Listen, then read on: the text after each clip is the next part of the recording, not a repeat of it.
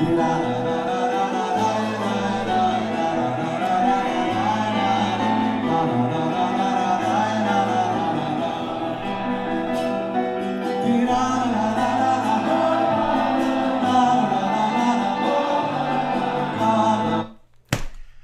evening. How's everybody doing? Great to be learning with you on a Wednesday, Yom Revi'i.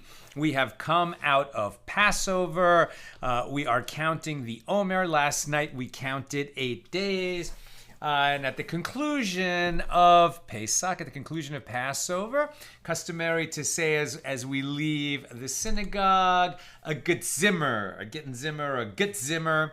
Have a good summer, right? So this is officially kind of bringing us into summer. I mean, obviously we haven't hit summer in the solar year, but we're into that season as we work our way towards Shavuos. So let us be upbeat despite the craziness that surrounds us. I just can't believe it. At Colombia, they finally took action and sent in the police and took back an occupied building. Wonderful. Hopefully things will return to some kind of normalcy there and the students will be free to learn. On the other hand, last night, at another one of my alma maters, UCLA, I was watching the news, local news, national news, watching a riot. I mean, it was sort of like imminent riot, small scale riot, what's the words I'm looking for? Eruptions, little eruptions of violence between the two groups of protesters and counter-protesters. But obvious violence, I mean, let's call it near riot with eruptions of riot for hours. I mean, I tuned into this, I think, at 11 p.m. and I just couldn't look away from this train wreck. I think well into 1:30 a.m., 2 a.m. The cops had not come yet. Finally, in the middle of the night, our mayor here in LA said, I am authorizing LAPD riot squad to enter UCLA and restore order immediately. And I guess at a certain point they did, but the world is insane at this time. So anyway, may we hear only good news. I'm really praying that no one is hurt on these college campuses, and I include in my prayers the people who are protesting against Israel. I don't want them to be hurt either. God knows we don't need martyrs in the cause of this fact-free mission that they've got. They're all these poor, I think they're good-hearted kids, but they're completely manipulated by the enemies of Israel, who must be cackling in their control rooms as they deploy assets and resources both to these demonstrations on American campuses across the country and in social media. And the degree and amount of lies that is out there is just extraordinary. And the kids are being used as useful idiots in that cause. And please God, let them not be hurt. Rather, let them grow in wisdom. All right, I think when we entered the gates of Harvard, it says there, enter ye to grow in wisdom, or who wish to grow in wisdom, something like that. And when we left, right there, they said at graduation, welcome to the society of educated men and women.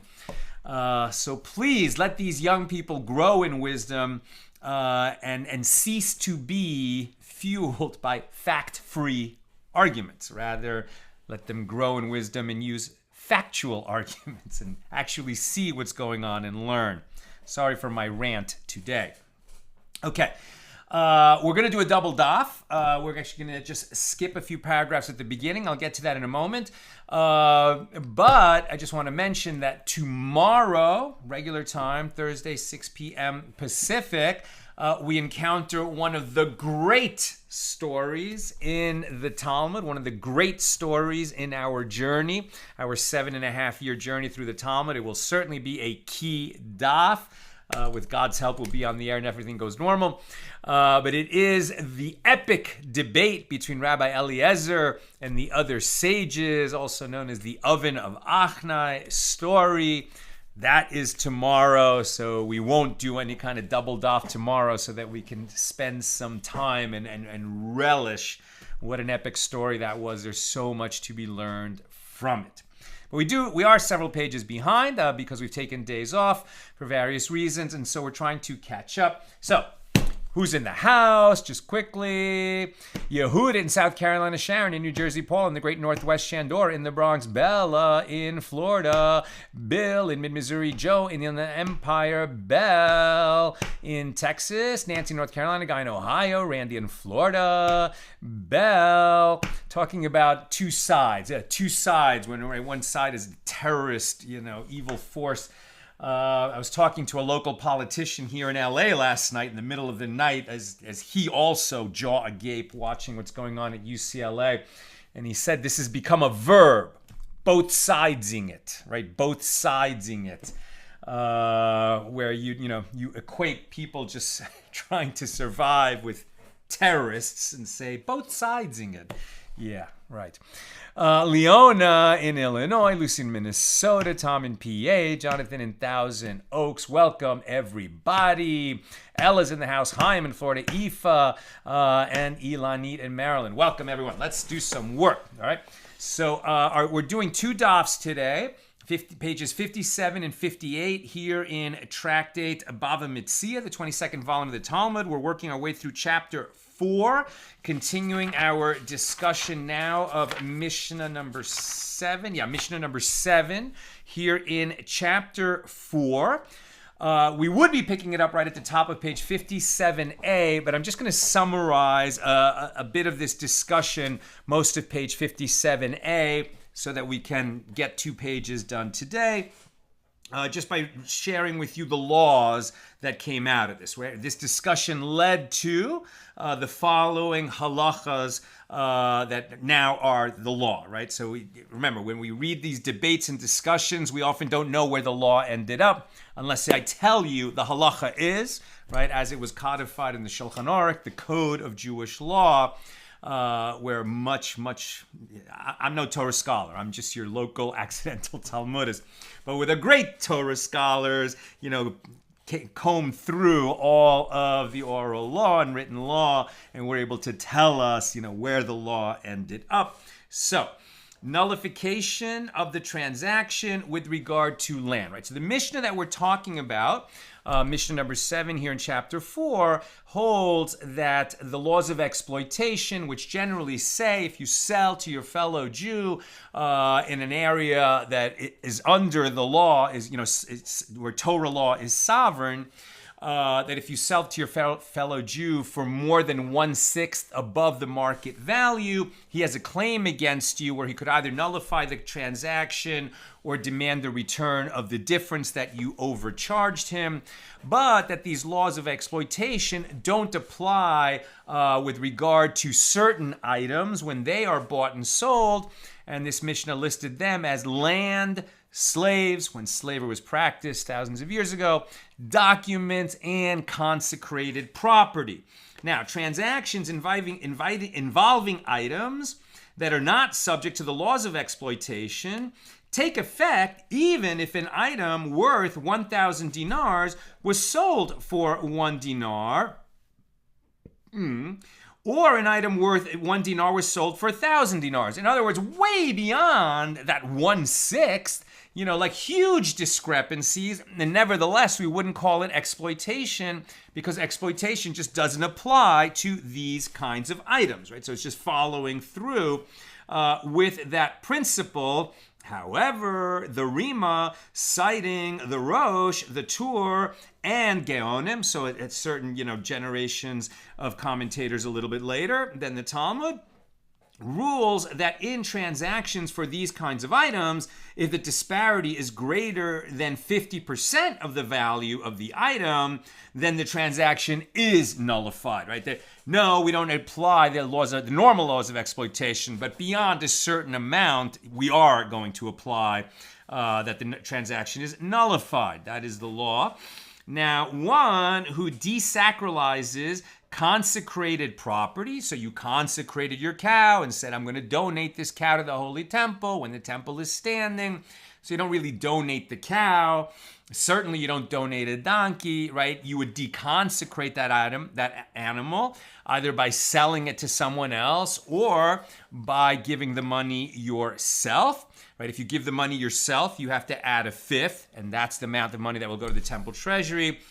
If you sell it to someone else, now that it's consecrated property, the normal laws of exploitation don't apply. So one who desacralizes consecrated property must do so at its value, lechatzila, right? Ab initio. You should do it for its value. But if you didn't do it for its value, if one desacralized it at less than its value, even if you redeem consecrated property worth 100 dinars for 1 peruta, right, 1 penny, the property is desacralized. This is a person who took advantage of the fact that consecrated property is not subject to the laws of exploitation. However, the sages instituted that consecrated property must be assessed, and one who desacralized it less than its value must pay the difference to the temple treasury. So by Torah law, you could desacralize it for much less money than it's worth because the law of exploitation wouldn't apply. However, by rabbinic decree, no, you don't want to do that. And in fact, you have to assess it and sell it for the right amount. And if you sell it for less, you're going to have to make good on it.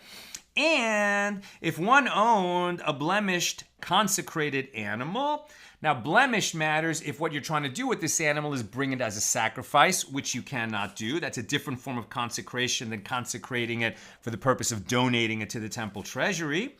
So if one owned a blemished consecrated animal, placed it alongside a non-sacred animal, put his hand on the non-sacred animal, and said, this animal is in place of that one, so then the sanctity of the consecrated animal is transferred to the other animal, and the consecrated animal is desacralized.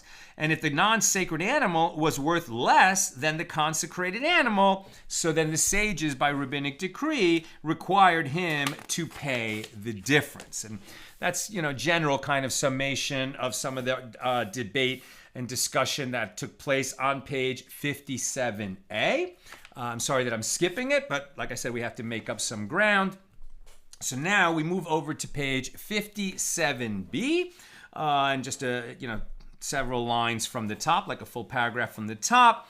And the Gemara asks, what are the circumstances of interest in cases of consecrated property, right? So a Jew cannot lend money to a fellow Jew and charge interest.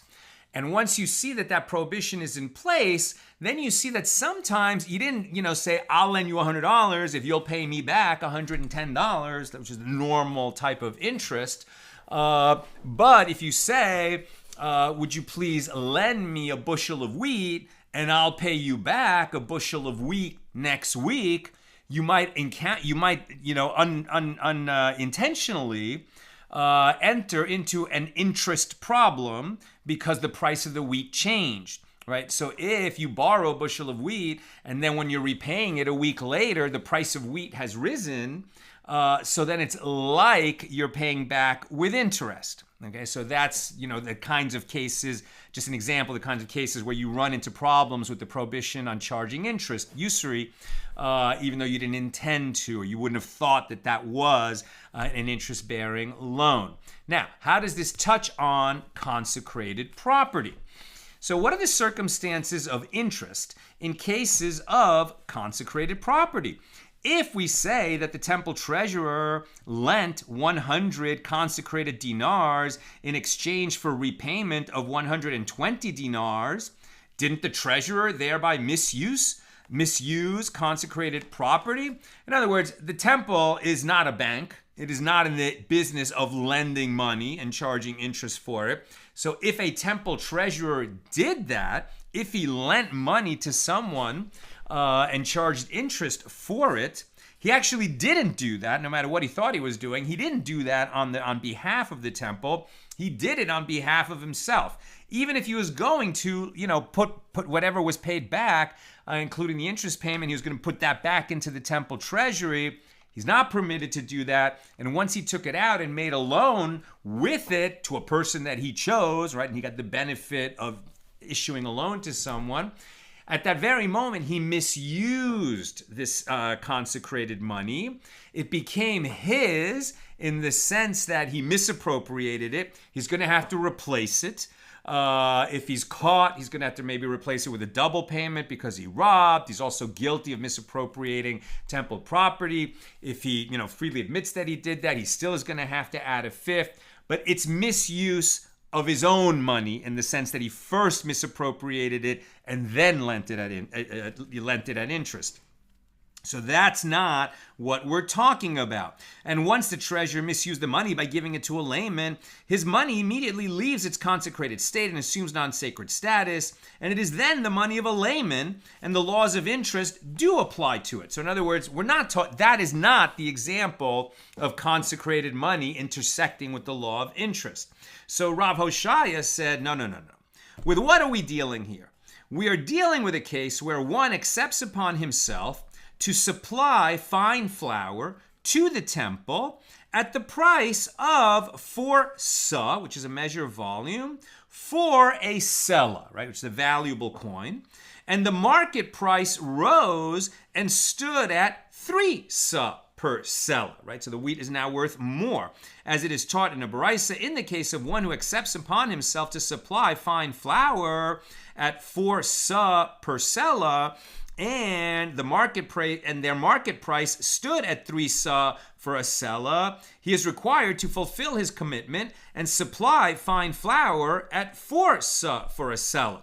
Right? In other words, first of all, why would you supply fine flour to the temple? Well, the temple was baking bread all the time, right? There was the show breads that would be replaced for every week that the Kohanim, the priests that were serving the temple, would eat after they had been placed out there. There was also breads that accompanied certain offerings. There were meal offerings, etc. So there was definitely a need for the temple to obtain fine flour to be used in the sacrifices and other rituals that required fine flour in the temple.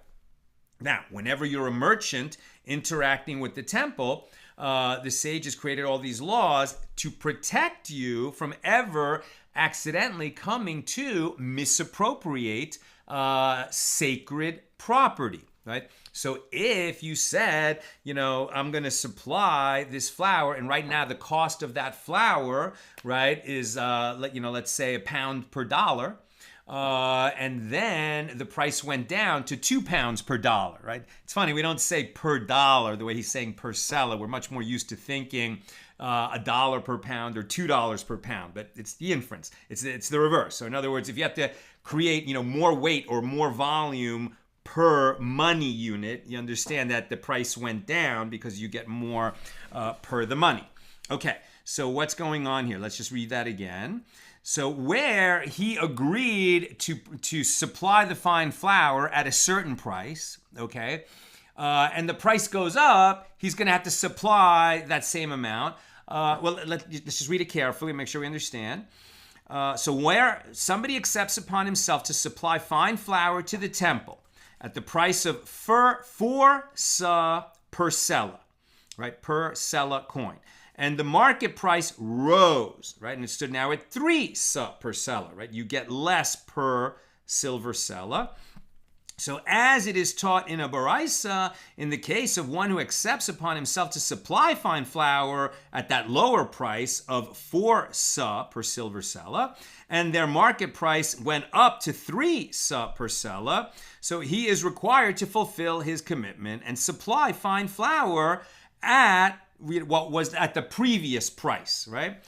He has to sell it. He has to sell it below market cost, even though it's going to cost him, because that's what he agreed to do. Now, if one committed to supply fine flour at 3 sa per sela, and then the market price went down until it stood at 4 sa per sela, so then he must supply it at the cheaper cost. And this is a form of interest, as the result is that the temple treasury is at an advantage. Although an arrangement of that kind would be prohibited in transactions involving laymen, because it would create usury between one Jew and another dealing with each other. In dealings with the temple treasury, it's not considered interest because you're being protected against ever misappropriating and misusing for your own benefit something that essentially belongs to God, right? If it's consecrated for the use of the temple treasury, it belongs to God. It belongs to heaven, and that's why you would never want to come to use it for yourself, because that is its own transgression. Now, Rav Papa said that there is a less complicated case of interest, which involves consecrated property. And here we are dealing with building stones that are entrusted to the temple treasurer in accordance with the opinion of Shmuel. As Shmuel says, one builds the structures in the temple with non-sacred materials to avoid misuse of consecrated property during construction. And one consecrates those materials thereafter. The treasurer has provisional possession of property that will ultimately belong to the temple treasury. The stones are non-sacred and can be loaned to others, but nevertheless, they are not subject to the halachas of interest. Right? And the basic idea there is that one does not build in the holy temple with consecrated wood and stones. Right? We don't find that people come and say, I hereby consecrate this pile of lumber and this pile of stones and this pile of cement and this pile of nails, etc., so that they will be used, to create a new wing or to effect repairs in the holy temple, because now you're going to entrust these sacred materials to the workmen.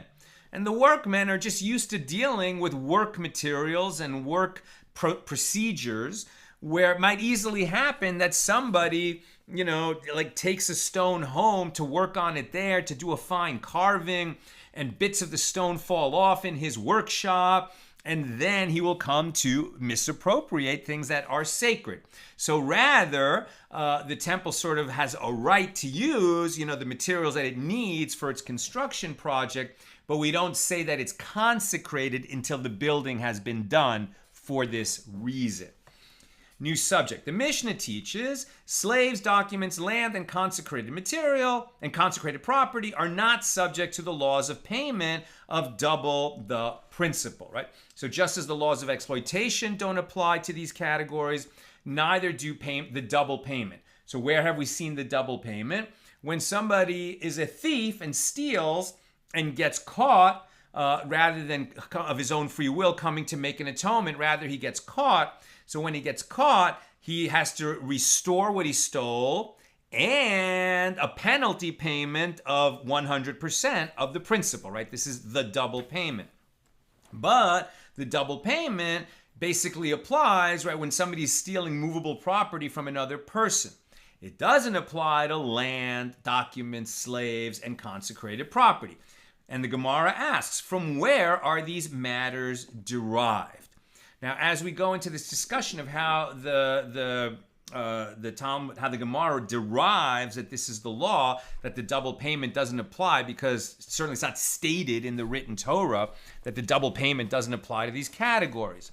So here's a very nice summation of a particular kind of Talmudic interpretation and exegesis that we're going to use now, and I think it's just summed up very nicely and will help us understand the discussion that's coming. So it says, so we're going to do a generalization followed by a detail followed by a generalization. We're going to learn out a law from that. So this method of derivation employs the following logic. I just noticed that. Let's light up the candle. I'm so busy. And it's funny that we're talking about Talmudic logic right now. If you follow me on Instagram, I shared the classic story of the Talmudic scholar, of the graduate, summa cum laude philosophy graduate from Harvard who got a PhD from Columbia and wants to round out his education with a little bit of Talmud. And and the rabbi teaches him that he is absolutely unprepared for the Talmud because Talmudic logic is so challenging. So you can find that on Accidental Talmudist Instagram. Okay, so this kind of logic, this method of derivation employs the following logic. if the Torah had intended to include all matters in a particular law, it would have been enough to write the first generalization, right? So if there was just this law applies in all situations like this, where this is an example, and from that example we would understand that anything that's similar to that example, in other words, you pay a penalty if you steal a donkey. Right? And then we would know, okay, well, any animal that you steal, perhaps any movable property that you steal, the double payment is going to apply, and we could extend that to all things that could be stolen that are like a donkey in some way. And it could be very broad how they resemble a donkey, even if it's just movable property. So that would be it. So it would have been enough with just the first generalization. Then, if the Torah had intended to exclude from that huge set of items that resemble a donkey in some way, and exclude from that big cat, from that massive generalization, all matters except for the details that it mentioned, so it could have written merely the details after the generalization. Right, so maybe the law was you pay the double payment if you steal a donkey, a cow, or a sheep. And then we would have thought, oh, okay, well, this only applies if you steal a donkey, a cow, or a sheep, and that's it. But then that Torah adds another generalization. Since the Torah adds a further generalization after the details, it intended to add other matters that are comparable in their characteristics to those mentioned, right? So when you have generalization, detailed generalization, we learn that the Torah first wants to tell you this law applies to a lot of cases, but we're going to limit those cases to cases that are like the list. And since we're going to amplify again, we're going to generalize again, then what we're saying is, okay, what do the items in that list have in common? And then everything's going to be included that shares those characteristics that are shared by the items in the list, right? And this is a way of understanding where this particular law under discussion will apply. So now that we understand this logic, let's see how it works here. So the Gemara asks, from where are these matters derived? It is, as the sages taught in a baraisa with regard to the verse that discusses double payment. Quote, for any matter of trespass, whether it be for an ox, for a donkey, for a sheep, for a garment, or for any manner of lost thing about which one will say, this is it, that was stolen from me, right? This is it. The claims of both of them shall come before the judges. The one whom the judges convict will pay double to the other. That's Exodus 22:8.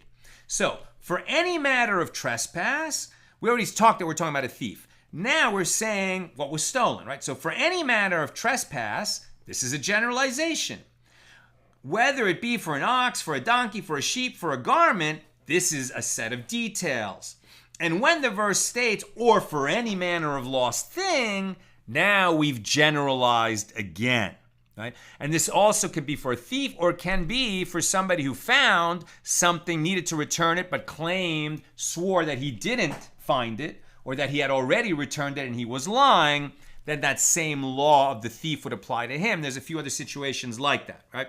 But the question is, what kind of items are going to be covered by the double payment, right? So we see, okay, it applies when we're talking where the double payment has been applied, the thief, one who swore falsely about certain matters, etc. Then we have a bunch of items, okay? So these could be the details. We might have thought only these details are included in the law, but then we add that generalization or any other matter like this. Now we understand that it's matters that have something in common with the list of items in that list. So how does this work? Consequently, this verse contains a generalization and a detail and a generalization. And one of the 13 rules of exegesis states that in such a case, you may deduce that the verse is referring only to items similar to the detail. Therefore, just as each of the items mentioned in the detail is clearly defined as an item that is movable property and has intrinsic monetary value, so too the double payment is practiced with regard to any item that is movable property and has intrinsic monetary value. right? You might have said, oh, well, it's all only living things, but that's why garment was included in the list. So now once we're comparing garments and animals, that's how we get to movable property. And we have this other added characteristic that it has intrinsic monetary value. That would be to the exclusion of documents, right? Now, land is excluded because that's not movable property.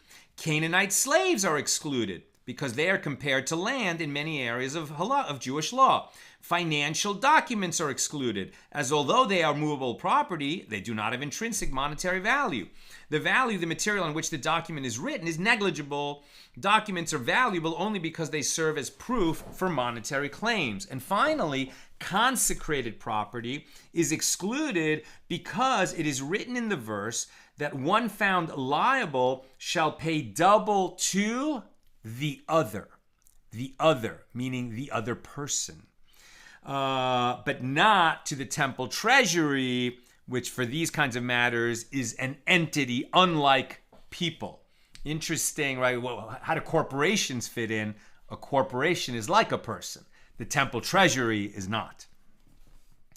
The Mishna teaches, nor payment of 4 and 5 times the principal. Where have we seen that? When a sheep or an ox is not only stolen, but the thief then either slaughters it or sells it, then we trigger the 4-fold or 5-fold payment.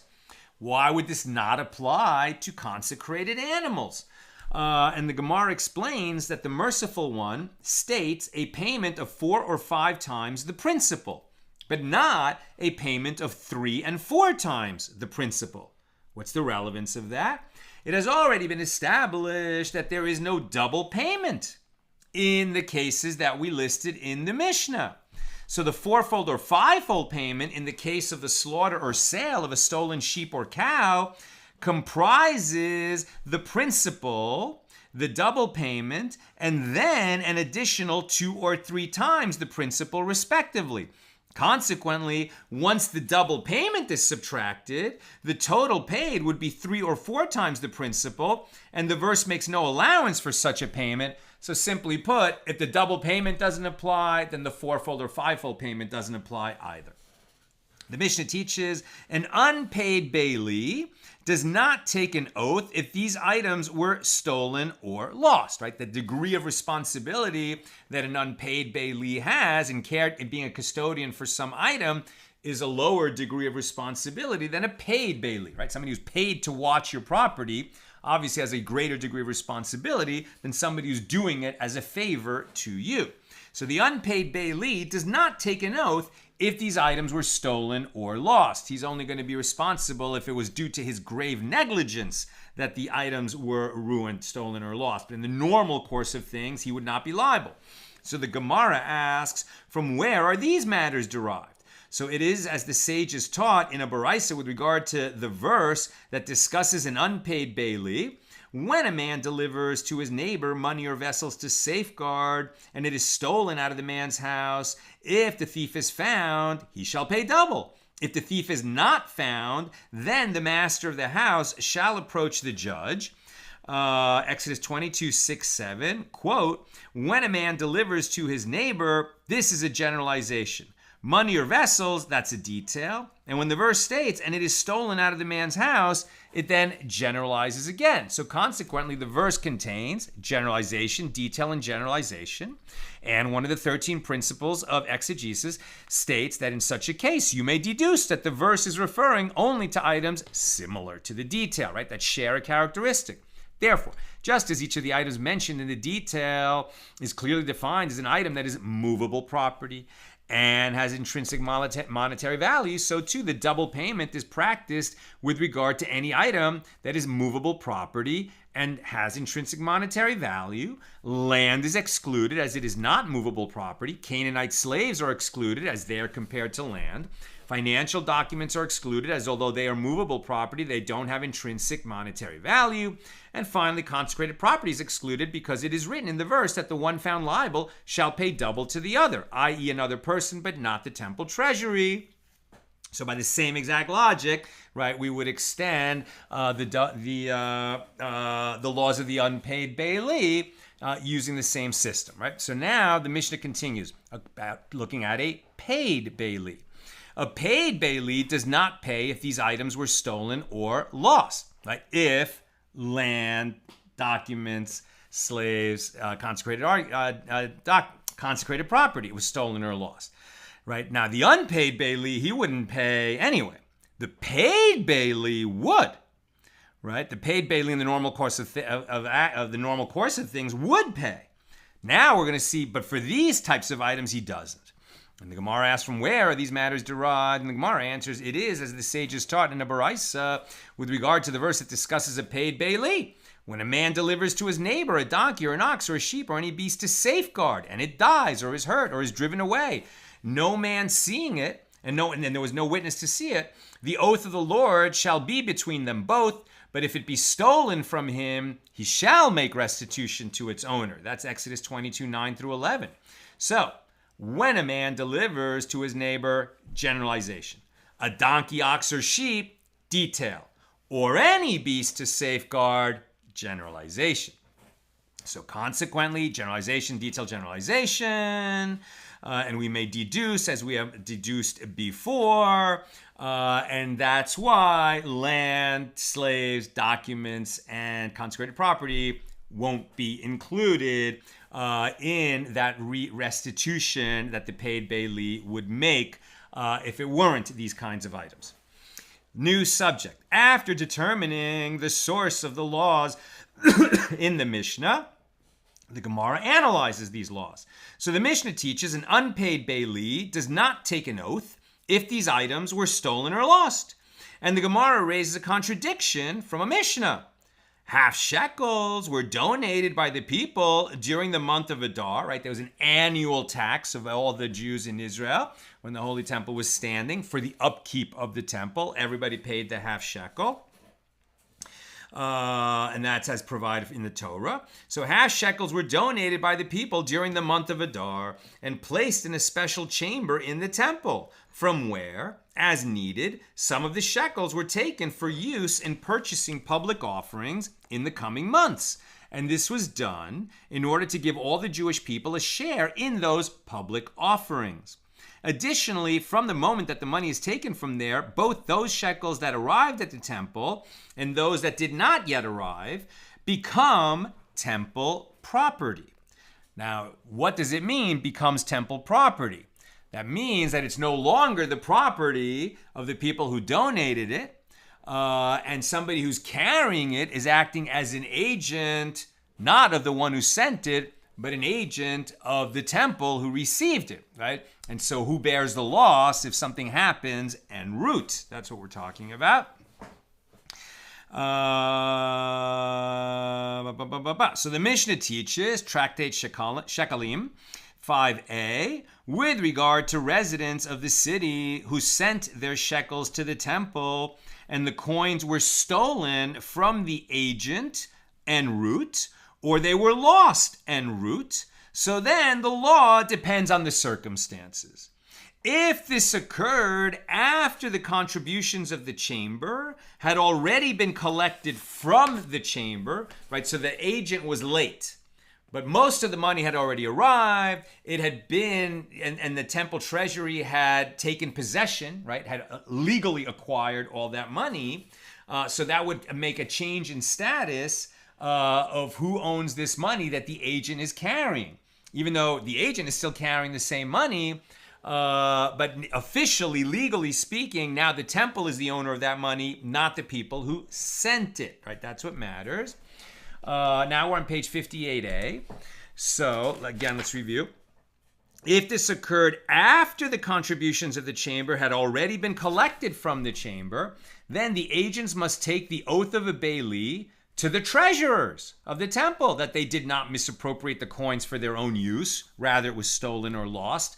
So if the collection of the chamber was not yet performed, then the lost or stolen shekels remain the property of the residents of the city that is sending them. Therefore, the agents take an oath to the residents of the city. And the residents of the city then contribute other shekels in place of the original shekels, because they still have to get their shekels to the temple treasury. Sad that they were lost or stolen on the way, but they're going to have to replace them. Whereas if they were lost or stolen after the temple treasury had already had officially acquired that money, then the residents of the city don't have to make good on it. The residents.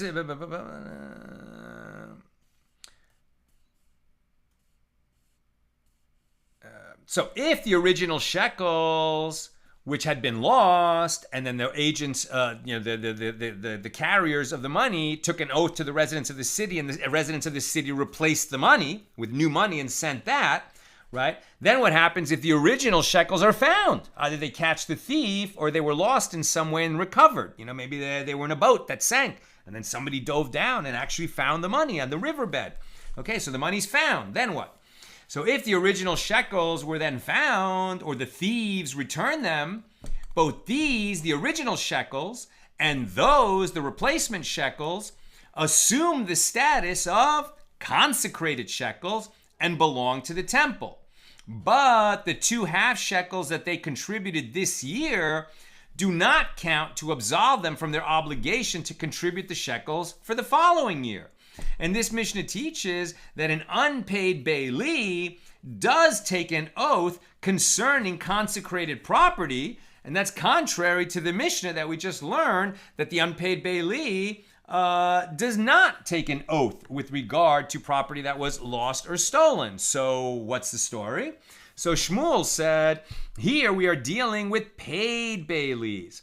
And the purpose of the oath is not to exempt them from their liability to pay for the theft. Rather, they take an oath that they perform their task properly in order to collect their wages. And the Gemara asks, well, if so, is this phrase accurate? They take an oath to the treasurers? Who's paying them? The residents of the city. The Tana should have taught that they take an oath to the residents of the city from whom they are claiming their wages for carrying the money to the Holy Temple in Jerusalem. So Rabbah said they take an oath to the residents of the city in the presence of the treasurers, so that the treasurers will not suspect that the residents of the city did not contribute their shekels at all. Alternatively, the agents take an oath that they executed their mission properly, so that the temple treasurers will not call them negligent.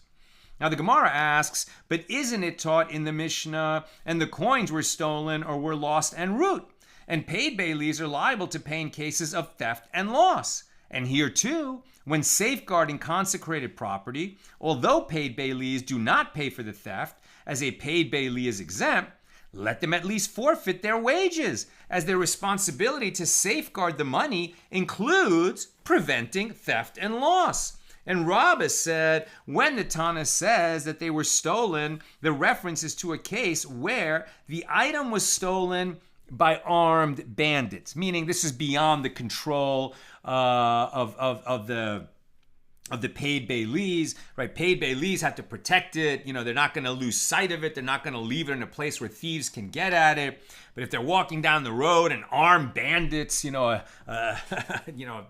whatever, the 20 men of Robin Hood, step up, put knives to their throats and take the money. So that's a situation beyond their control. There was no negligence there, and they're not going to be held liable for that kind of a loss. Though they will have to swear an oath that that is what happened.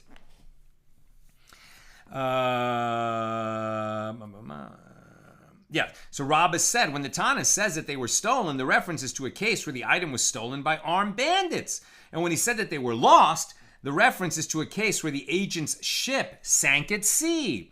Since the shekels left his possession through circumstances beyond his control, this is considered an unavoidable accident for which even a paid bailee is exempt.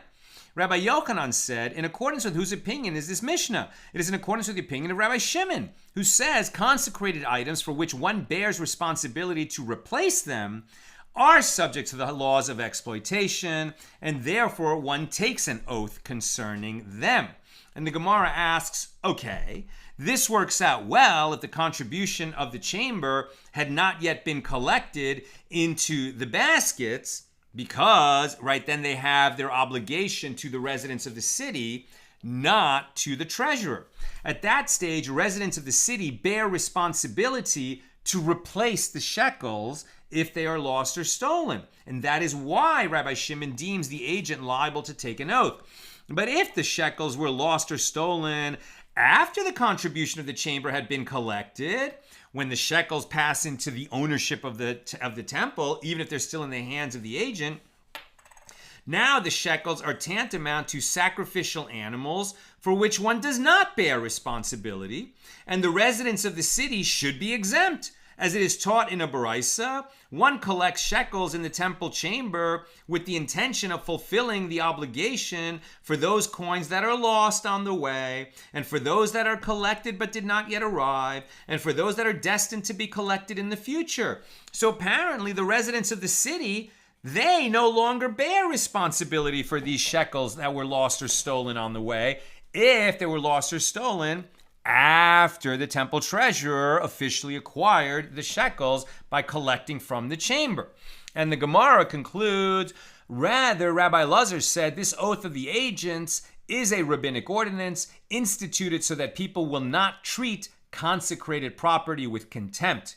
If they knew that there is no oath, they would neglect to safeguard the shekels properly. So even though by Torah law we would not apply such an oath, by rabbinic decree we do. New subject. The Mishnah teaches a paid bailee does not pay if these items were stolen or lost. So Rav Yosef Bar Chama raises a contradiction before Rabbah. We learned in the Mishnah a paid bailee does not pay. And the Gemara raises a contradiction from a baraisa. One who hires a day laborer to watch the red heifer to ensure that it is not disqualified. The red heifer, there's only been 9 in Jewish history. We haven't seen one in 2,000 years. There were 9 red heifers. Each one was a perfectly red cow. If there were even 2 black hairs on that cow, it would be disqualified. The importance of the red heifer is that through a very special ceremony, it would be sacrificed on the Mount of Olives opposite the entrance of the temple. It would be slaughtered, then it would be burned, and its ashes would be used with mixed with with pure water, ritually pure water, and that creates the waters of sprinkling, which somebody who had come into contact with a corpse or walked over a grave, etc., would have to go through that purification before they could enter the holy temple. Now, a red heifer not only has to be a perfectly red heifer, but it can never have performed work for anyone. It has to be raised from when it was born to when it's sacrificed. It is in a state of consecration. And if anybody ever did work with it, then they would have misappropriated the red heifer and disqualified it. So lest someone come to accidentally do work with that heifer, they would hire someone to guard it from the time it was born and identified as a red heifer until the time of its sacrifice. It would always be watched, right, to prevent that. So a paid bailee, right? So one who hires a day laborer to watch the red heifer, right? He's going to get paid for his time watching the heifer to ensure that it not become disqualified. Or one who is hired to watch the child to ensure that he remains ritually pure from birth in order to draw the water mixed with the ashes of the heifer. Very interesting. This is a child who from birth was never allowed to become tameh. He was, made sure that he never came into contact with any source of tuma, of ritual impurity. And it was such a child that would draw the water from a very special well to ensure that this water never had a chance of coming into contact with a person who was tameh and had not been purified from his tuma. This child was a human who had never come into contact with tuma. That's how we make sure that both the heifer and the water are tahor, ritually pure. So again, if you hired somebody to watch this child all the days of its life to make sure it doesn't come into contact with tuma. Why are we talking about this? Now will become clear. So one who is hired to watch the red heifer or to watch the child, or to safeguard the seeds for the barley that will be used in the Omer offering that we just brought on the second day of Passover, would have brought when the temple was standing. So this wage earner, we do not give him wages for Shabbos, right? So they have to watch the red heifer or the child or those seeds all the time. But it's prohibited to work and to earn money on Shabbos, isn't it? So if you have a 7-day-a-week, 24-hour-a-day job, it's not like physically taxing. You just have to make sure the cow doesn't come, nobody works it. Nevertheless, one of those days is Shabbos. Can you get paid for that kind of guarding work on Shabbos? Right? So the answer is that we do not pay such a worker for Shabbos. Therefore, if the items that the day laborer was entrusted to watch were lost on Shabbos, financial responsibility for their loss on Shabbos is not incumbent upon him the way it would be if the loss was incurred during a weekday when he was a paid worker. Right? He's a paid bailee during the week. He's an unpaid bailee on Shabbos. So the Baraisa continues, but if he was a laborer hired for a week, hired for a month, hired for a year, or hired for 7 years, then the one who hired him gives him his wages for labor performed on Shabbos as well. Then he's considered that he has the same degree of responsibility even on Shabbos, because his Shabbos wages are not distinctively set apart. You're getting paid for Shabbos. It's just you're getting a total for all that time period that happens to include Shabbos, and your degree of responsibility remains the same on Shabbos, because after all, he's not doing a malacha. He's not doing a prohibited labor. Right? He's not carving or planting or sewing or writing. He's not doing any of those things. He's just standing there watching and making sure that nothing happened to them. So he's not really violating Shabbos. The problem is if you're getting paid for Shabbos, he might come to, write that, oh yes, I was working on that Shabbos, and then he really would violate Shabbos. So if he's hired for a period of time that includes Shabbos, then his degree of responsibility on Shabbos remains the same as during the work week. Therefore, the items were lost on Shabbos. Financial responsibility for their loss on Shabbos is incumbent upon him. And what? Is it not that he is liable to pay for the loss he caused? As the list of items being safeguarded includes consecrated items, the Baraisa is apparently saying that a paid bailee does bear responsibility for consecrated property, which would contradict what we said earlier today. But the Gemara rejects this. No. The ruling of the Baraisa stating that the bailee is responsible is only with regard to forfeiting his wages because he was derelict in safeguarding the items with which he was entrusted. That's not the same as having to swear an oath and make good on it if it was lost on Shabbos in the same way that he would during a weekday. So Rav Yosef Bar Chama asks, if so, in the first clause of the Baraisa, which teaches that financial responsibility for their loss on Shabbos is not incumbent upon him, is this also with regard to forfeiting his wages? But does he have wages for the work he did on Shabbos? You say that you don't pay him for Shabbos. But isn't it taught that one does not give him wages for Shabbos? So clearly the reference is to responsibility to pay for the safeguarded items themselves. And Rabbah was silent because he was unable to answer. So Rabbah said to Rav Yosef Bar Chama, have you heard anything with regard to this? And Rav Yosef Bar Chama said to him that this is what Rav Sheshes says. The ruling of the latter clause is stated with regard to a case where the laborers made a commitment to the one who hired them to take responsibility for the items, and they performed an act of acquisition with the one who hired them to reinforce that commitment. And likewise, Rabbi Yochanan says the ruling of the latter clause is stated with regard to a case where the laborers made a commitment to the one who hired them to take responsibility for the items, and they performed an act of acquisition with him. But the bottom line is, like a rabbi works on Shabbos, right? He might lead the services, he's going to give a sermon. Now he does the writing and the research and the preparation to give that sermon during the week. He's not violating any prohibition of Shabbos when he teaches Torah in front of the congregation, even though that's part of his job. So we say that his wages include the work that he does on Shabbos, so long as he doesn't violate Shabbos, right? He can't perform prohibited labors and be paid for that. But we do say that he has responsibilities on Shabbos, and that's just included in his overall wages, which are not paid on a daily basis, but for that extended amount of time. Now, the Mishnah teaches that Rabbi Shimon says sacrificial animals for which one bears responsibility to replace them, right? If I say it is incumbent on me, to bring a sheep as a sacrifice, now I might be thinking about this sheep here, I'm going to bring that one, but if that sheep gets lost or mauled or blemished or something, I'm going to have to replace it. So I bear responsibility to replace.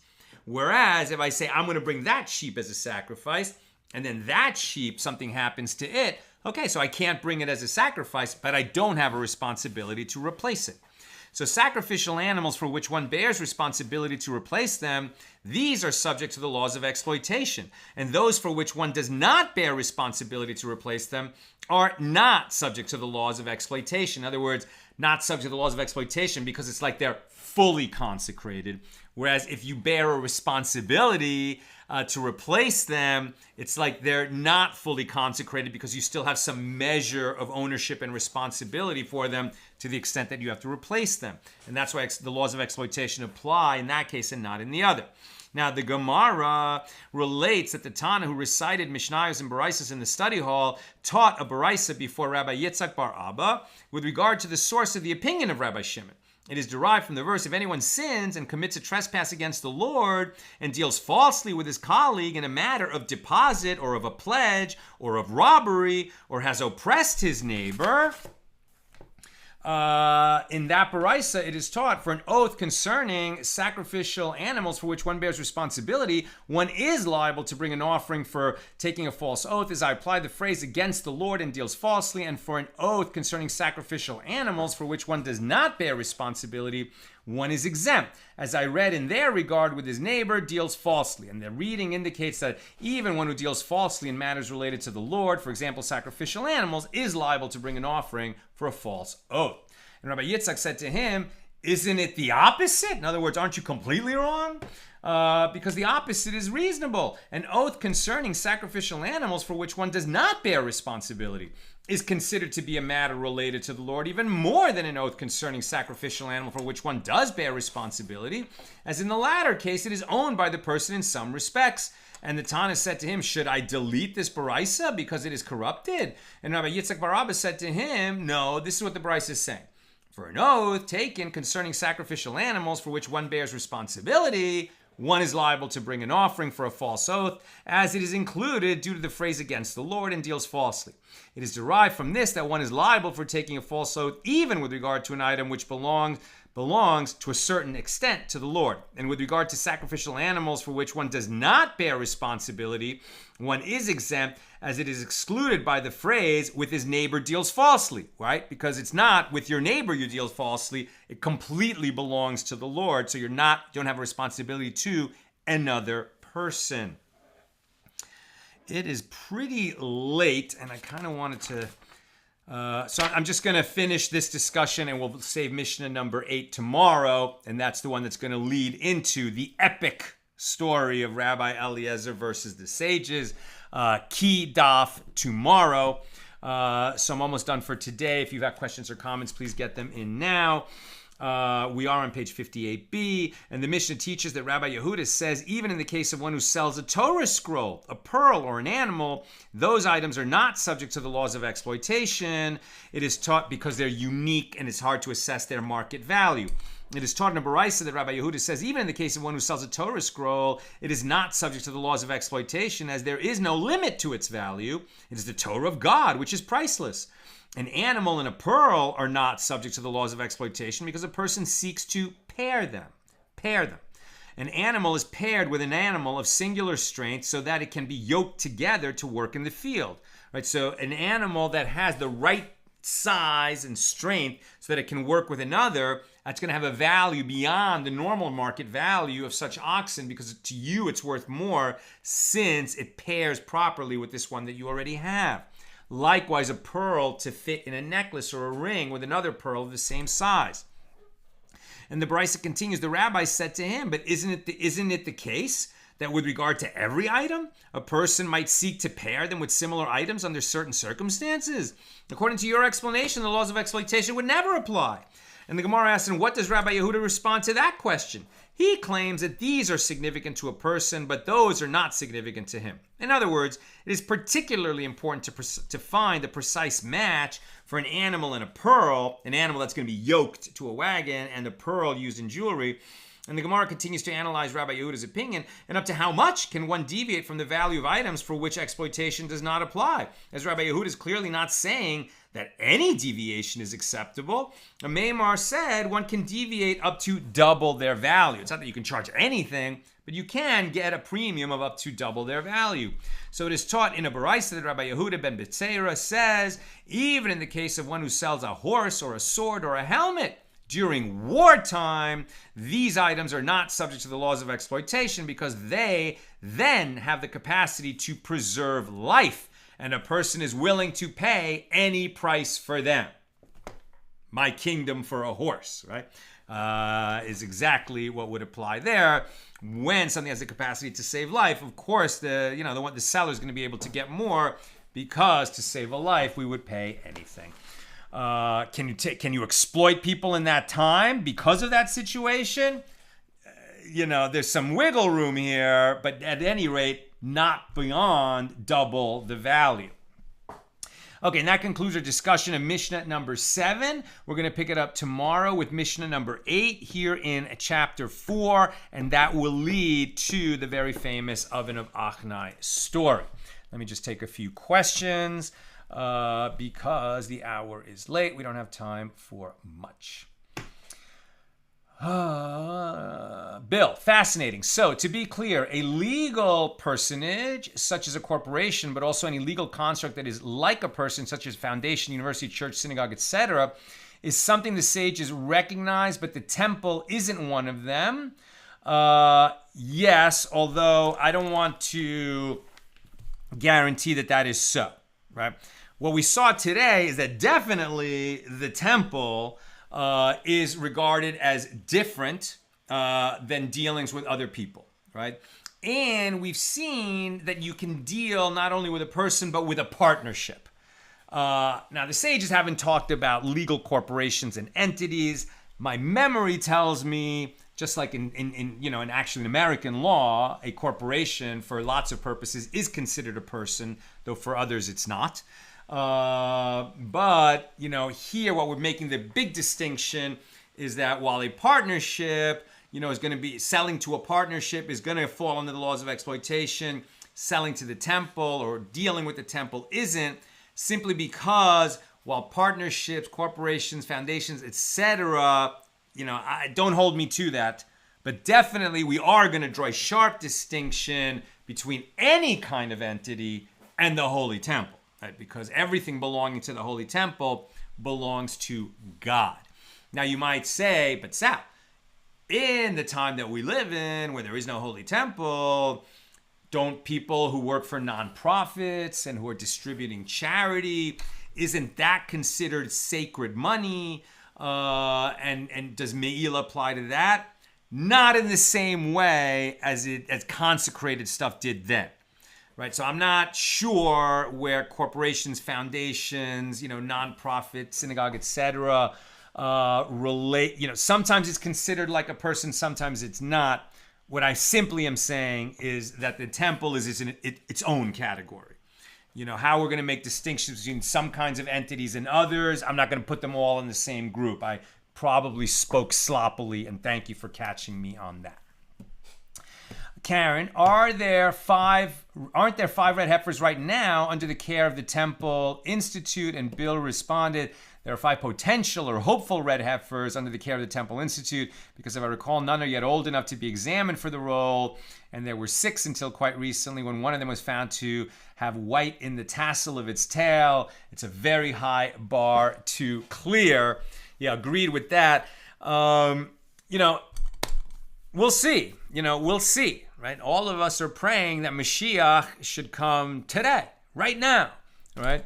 And when Mashiach comes, right, when the Messiah comes and we enter the Messianic age, then the tradition teaches that the holy temple will be built by God, right, according perhaps to the specifications, probably to the specifications of the temple described by Ezekiel in his vision of the third temple. But it won't be built by the hands of man. It'll be built by the hands of God. That's what the tradition says. And it'll go up like that. So if it goes up like that, how are people going to serve in it? How are priests going to serve in it? We are all considered to have tumas mace, right? That we are all have come into contact with the dead. Even if we didn't handle a dead body that was being buried, we've all walked through cemeteries and we've all walked over unmarked graves. So everyone is in a presumed status of bearing, tuma of the dead, right? Ritual impurity, and we would need to go through that 7-day purification that requires the waters of sprinkling, including the ashes of the red heifer. So how would anybody serve in the temple if there were no red heifers? So the fact that they have found 5 candidates for a red heifer, maybe that's saying that we're getting closer. I heard Rabbi Handler here in our community say yesterday that on the one hand, the further we get, our sages teach that the further we get from Matan Torah, the revelation at Mount Sinai when Torah was given, the further away we get from it, the more our sages' understanding of Torah is diluted, right? So we don't have as clear and effective and true an understanding of the Torah now as our sages did who lived closer in time to that giving, right? Because Moses got it. He understood it better than any human ever did. And he taught it to Joshua, and a little was lost. And Joshua taught it to the elders, and a little was lost. And the elders conveyed it to the prophets, and a little was lost. And the prophets to the men of the grain assembly, etc. And in that chain of transmission, the Torah kept getting a little bit lost, a little bit lost, a little bit lost. However, as we near the time of the redemption, the ultimate redemption, when, as we read in Isaiah, the lion will lie with the lamb, etc., and the world will be as filled with knowledge of God as water fills the sea. And when we will all see the truth of Torah will be apparent to all of us, as we approach that age, it's like there's a light at the end of the tunnel that is beginning to shine into our world. Now, a lot of people would say that the fact that so much mystical Torah, Kabbalah, which informs so much of Hasidus, right? Hasidus meaning Hasidic Judaism, is very much involved. It's just as involved with Talmud and Torah and study of the written laws, etc., but also a little extra emphasis on mysticism. And the inner Torah, the soul of the Torah. Kabbalah is often called the soul of the Torah. And more of that is being revealed to more and more people around the world. And many would say that this is like that light starting to shine into our world, that light at the end of the tunnel. So, are we 1 day, 1 month, 1 year, 1 decade, 1 century away from the Geula, from the redemption, from the coming of Mashiach? We don't know. But certainly all the great sages of the world in the last few centuries, and certainly in the last few decades, everyone is saying we're getting closer. We're getting closer. We're not 1,000 years away. We may not even be 100 years away. We may not even be a decade away. Who knows? But as that light is shining in, so maybe one, bit of evidence of that is that there's, all these red heifer candidates. So who knows? Now the Temple Institute, that's a collection of people who are very Mashiach-minded. They don't speak for all the Gedolim. They don't speak for all the great rabbis of the generation. There's a lot of debate and discussion, to say the least, about these kinds of matters. But who knows? Maybe. Okay, my friends, that's what I've got for us today, and so excited for tomorrow when we come to one of the great and most famous stories in the Talmud, here in Bava Metzia, page 59, the great epic debate between Rabbi Eliezer and the sages regarding the oven of Achnai.